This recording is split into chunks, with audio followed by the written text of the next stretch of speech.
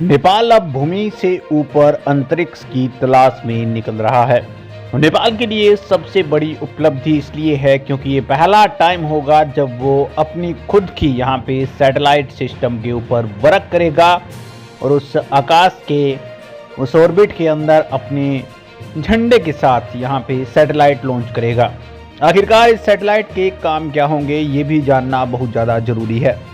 नमस्कार, मैं PM DNS Singh और आप देख रहे हैं कमाल यार। इस वीडियो में कंप्लीट बात करेंगे, वीडियो के अंत तक बने रहिए और अगर आप चैनल पर नए हों तो चैनल को सब्सक्राइब करके बेल आइकन दबा लीजिए ताकि आपको अपडेट भी सबसे पहले मिल सके। चलिए वीडियो को शुरू करते हैं।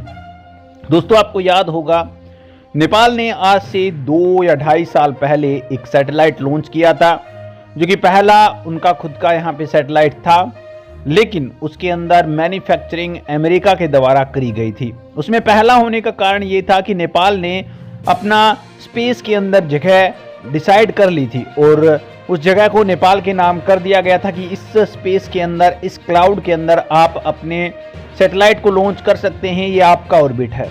किसी भी देश के लिए ये एक बहुत बड़ी उपलब्धि होती है। और उसके बाद जब यहाँ पे ऑर्बिट हमें मिल गया या फिर ऐसे कहें कि सैटेलाइट लॉन्च करने के लिए जगह अपने को मिल गई, तो उसके बाद यहाँ पे वर्क करना तो बनता ही था। फिलहाल अगर बात करें यहाँ पे बजट 2082-83 की, तो उसके अंदर कई सेक्टर के अंदर डेवलपमेंट के कार्य करे जा रहे हैं और उसी के बीच का एक हिस्सा हम कह सकते हैं सैटेलाइट को लॉन्च करने पर लगाया जा रहा है। बात कर सकते हैं नेपाल सरकार, जो कि भू-स्थिर कक्षा में अपना उपग्रह प्रक्षेपित करने के लिए रूपरेखा बनाने की योजना बना रही है। यानी कि Nepal government is planning to create framework to launch its own satellite in geostationary orbit.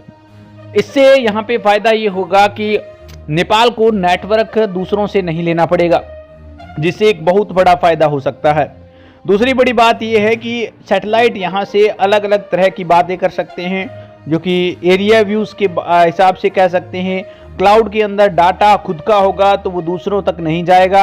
अभी आप बात कर सकते हैं इंडिया के ऊपर बेस्ड है, तो इंडिया वाले जो भी डाटा है वो जब चाहें, जब मर्जी चाहे यहाँ पे बेच सकते हैं। जरूर यहाँ पे प्रोटोकॉल होते हैं, प्रिवेंसी होती हैं, पॉलिसी होती हैं, जिसके अकॉर्डिंग चलना होता है कंपनियों को, लेकिन उसके बावजूद फिर भी हम कह सकते हैं कि किसी तीसरे के पास हमारा डाटा तो रहता है।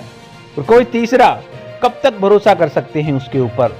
जब तक उसके ऊपर पैसा फेंका जा रहा है जब तक हम कह सकते हैं, लेकिन जिस दिन आपके पास थोड़ा बहुत भी पैसा कम हुआ तो वो धमकियां तो देगा ना। कम से कम इतना तो कहेगा ना कि अब अगर पैसा नहीं आया तो मैं डाटा लीक करूंगा, अगर पैसा नहीं आया तो मैं सैटेलाइट सिस्टम बंद कर दूंगा, जो भी हो।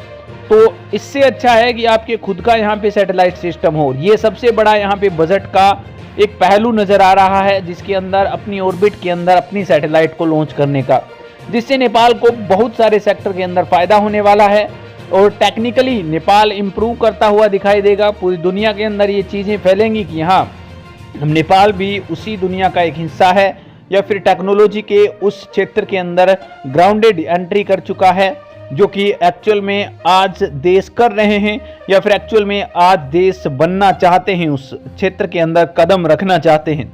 फिलहाल अगर बात करी जाए तो इसके ऊपर कितने बजट रखा जाएगा, इस बारे में कोई बात नहीं हुई है, लेकिन बजट में ये घोषणा होना भी बहुत बड़ी बात हो चुकी है। इसे धरातल पर जल्दी से जल्दी लाया जाए ताकि नेपाल के अंदर एक नई उपलब्धि हासिल हो।